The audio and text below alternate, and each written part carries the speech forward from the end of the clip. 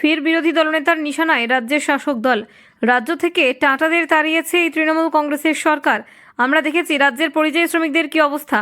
মমতা বন্দ্যোপাধ্যায়ের সরকারের আমলে নারীরা অসুরক্ষিত, নারীদের সুরক্ষা নেই, আর মুখ্যমন্ত্রী লক্ষ্মীর ভাণ্ডারের টাকা বাড়াচ্ছেন। মুখ্যমন্ত্রী কোনো নিয়ম কানুন মানেন না। অন্তর্বর্তী বাজেটকে নির্বাচনী লিফলেটে পরিণত করেছেন মুখ্যমন্ত্রী। বাজেট থেকে সরকারি চাকরির প্রসঙ্গ পুরোপুরি তুলে দিয়েছেন।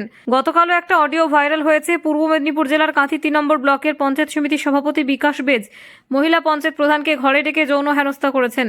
অনুব্রত মণ্ডলরা অশ্লীল ভাষায় প্রকাশ্যে ধর্ষণ করার হুমকি দিচ্ছেন, পুলিশকে খোলাখুলি হুমকি দিচ্ছে।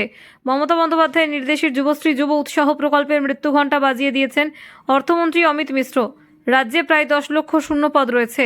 2013 সালে 17 লক্ষ আবেদনকারীর ভবিষ্যৎ কি হলো জানান।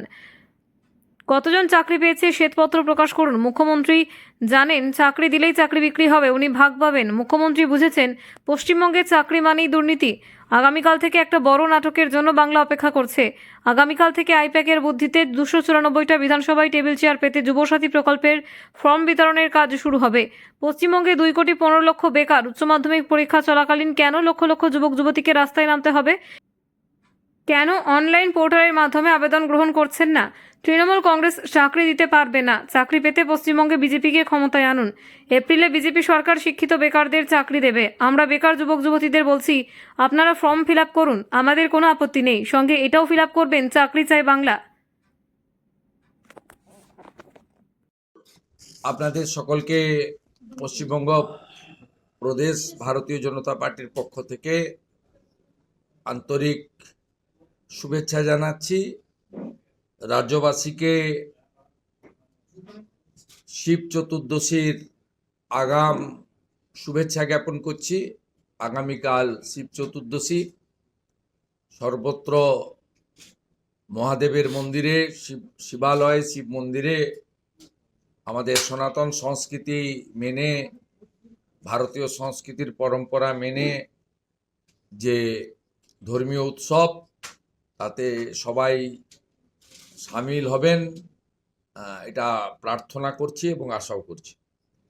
আমাদের আজকের টকিং পয়েন্ট আপনাদের সামনে, এর আগেও আমি আমাদের বিধাননগরের যে বিজেপির ওয়ার্কিং প্লেস রয়েছে সেখান থেকে আমি বিস্তারিতভাবে কয়েকদিন আগে জানিয়েছিলাম অন্তর্বর্তী বাজেটের পরে যে পশ্চিমবাংলার 2,15,00,000 বেকার সৃষ্টিকারী 51টি কর্মবিনিয়োগ কেন্দ্রে তালা চাবি লাগানো, 1 কোটির কাছাকাছি পরিযায়ী শ্রমিক যিনি তৈরি করেছেন তথাকথিত মা মাটি মানুষ সরকারের মাননীয় মুখ্যমন্ত্রী এবং তার সরকার, শিক্ষিত বেকার যুবক যুবতীদের সঙ্গে 2013 সাল থেকে লাগাতার প্রতারণা এবং চালাকি করছেন। 2013 সালে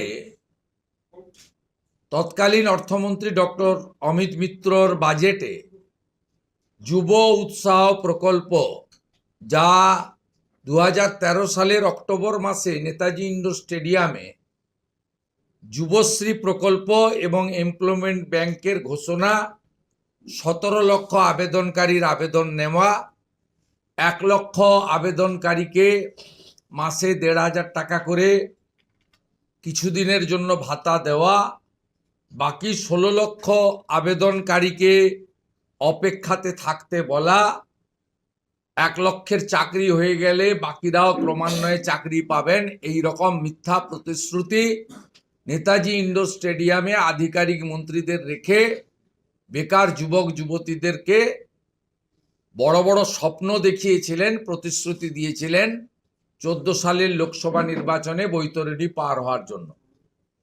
आप देख लेना त्रिपुरा, मिजोरम, मेघालय बॉर्डर में बीएनपी का जीत हुआ है, 1-2 एरिया छोड़, लेकिन बंगाल में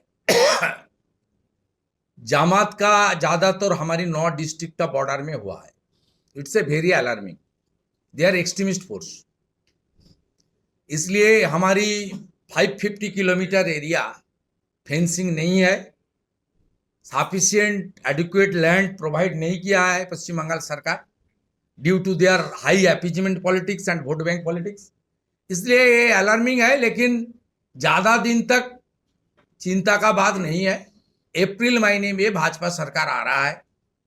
हमारी देश का स्वराष्ट्र गृह मंत्री, हमारी नेता अमित शाह जी ने कुछ दिन पहले हमारी कार्यकर्ता सम्मेलन ने बता दिया, ये बीजेपी सरकार आएगा, बीजेपी का chief minister with in 45 days ये बॉर्डर को सील करने के लिए जो काम करना है करेगा।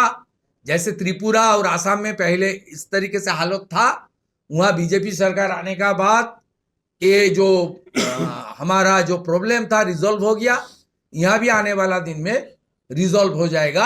आप मान के चलिए अप्रैल तक यहाँ भाजपा सरकार आ जाएगा। दादा हुमायूं कबीर